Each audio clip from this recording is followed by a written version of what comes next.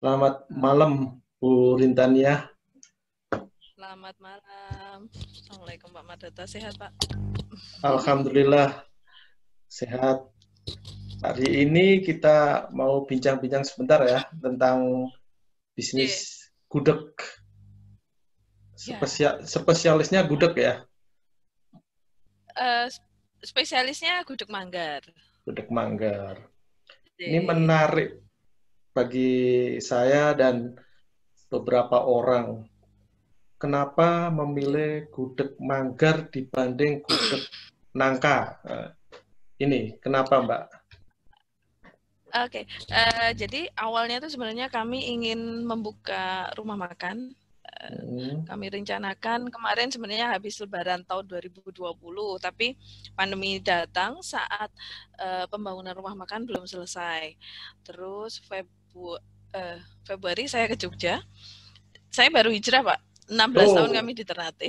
oh, 16 tahun kami di Jadi uh, Februari ke Jogja, terus uh, Februari banyak tahun tetangga. ini ya? Tahun 2020.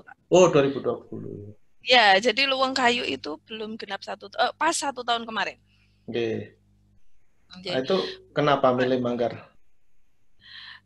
jadi kami mau buka rumah makan tapi terkendala pandemi, terus banyak tetangga yang membutuhkan pekerjaan karena banyak dari mereka yang terdampak COVID kehilangan pekerjaan. Jadi yang kepikir dalam benak saya adalah karena saya 12 tahun memang sudah main kuliner Pak di Ternate. Kemudian kami Gudeg juga, putuskan Mbak? untuk kuliner. Iya, Gudeg. masakan Jogja, Pak. Oh, masakan Jogja. Rumah makan untuk masakan Jogja. Ya. Di sana gudeg nangka Pak, belum gudeg Oh, mangga. gudeg nangka. Terus akhirnya kami buka untuk penjualan online. Nah, saat itu yang terpikir, jadi bisnis saya itu adalah bisnis pandemi, Pak. Jadi yang Ya. hadir saat pandemi, jadi yang harus kami siapkan adalah yang siap untuk dia running di saat pandemi. Banyak hal kan yang harus kita perhatikan seperti keamanan kesehatan gitu ya. Jadi Ya. lebih ke online. Kemudian kami prepare untuk jarak jauh. Nah, saat itu idenya adalah banyak orang tidak bisa pulang ke Jogja. Ya. Lebaran lalu banyak yang nggak bisa pulang kan Pak, nggak bisa pulang. Jadi yang Jadi kami belanjanya online. hadirkan, ya jadi yang kami hadirkan adalah Tombok Kangen Yojo. Nah, Tombok Kangen Yojo, obat kuliner, obat rindu atas Jogja ini bagi kami yang paling tepat saat itu adalah kuliner yang bisa dinikmati dimanapun. Identik dengan Jogja adalah gudeg. Tapi Ya. kalau saya mainnya gudeg nangka, saya Ya. tidak akan bisa cepat bersaing dengan gudeg-gudeg papan atas itu, Pak. Hmm.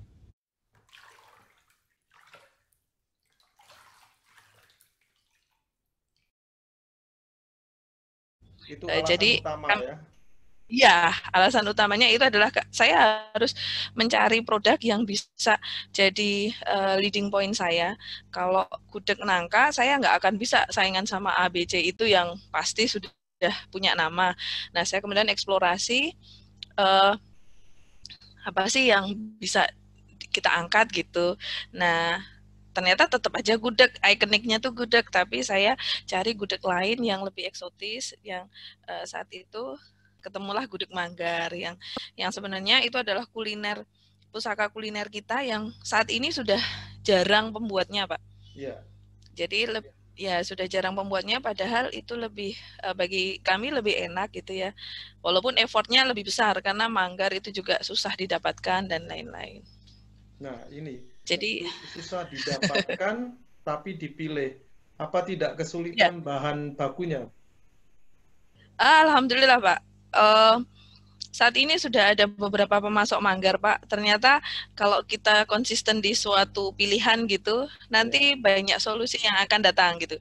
Jadi awalnya saya masih nyari sih. Karena saya 16 tahun di Ternate, Pak, di Jogja, saya blank sama sekali. Supplier telur aja saya nggak ngerti, supplier ayam di mana saya nggak ngerti. Padahal aslinya Benar-benar Jogja dari ya. nol. J, Aslinya Jogja. tapi asli Jogja tapi lamanya di Ternate, jadi udah kehilangan link gitu maksudnya. Nah, Oh, terus alhamdulillah pelan-pelan ketemu solusi masing-masing. Dan alhamdulillah dengan mengangkat tombol Kangen Yojo itu, produk kami jadi banyak dikenal dan bisa dinikmati dimanapun.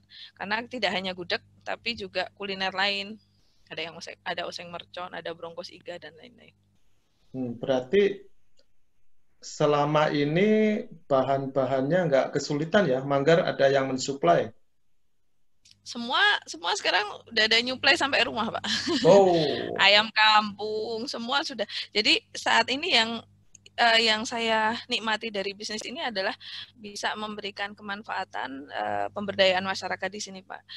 Untuk kayak yang pemasok ayam itu, Pak, dulu dia nggak kerja, terus akhirnya dia malah fokus sekarang masuk ayam ke saya, unggas, jadi ada ayam, entok, puyuh, dan saat ini malah jadi bisnis yang bisa menjanjikan. Dia tidak hanya melayani saya, tapi juga melayani yang lain, cikal bakalnya ke kita. Gitu.